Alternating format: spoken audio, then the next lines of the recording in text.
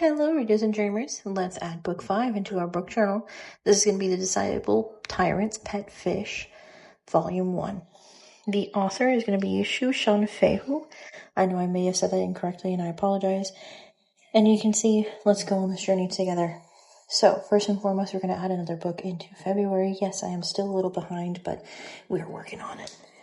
And then we're going to go ahead and put our book right over here. I'm using blue, especially since we're going into more of like a fishy theme, right? I think it was fitting.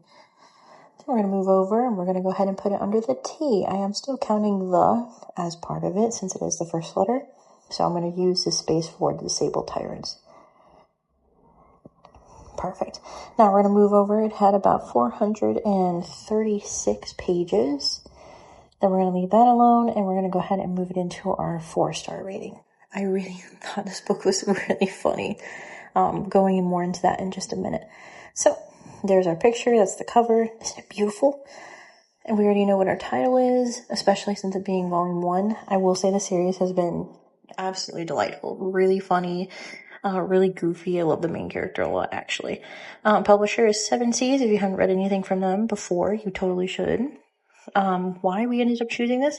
Actually, my wife wrote the first volume before all of us, and then we ended up choosing it for our book club. 4-star rating, low spice warning, at least for the first book, and then totally would recommend it to anyone. Rereadability has a lot of potential. I would say 3 on plot, but we'll get more in that later. Characters are fantastic, and so is the writing style.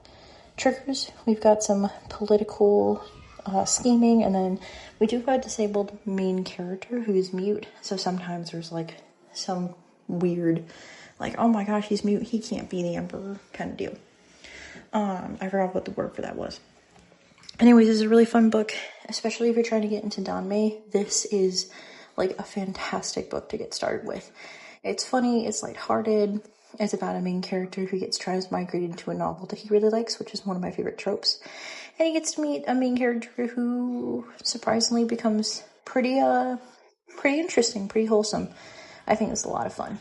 And, I won't spoil anything else over there with my favorite moment, but I think you should try it out.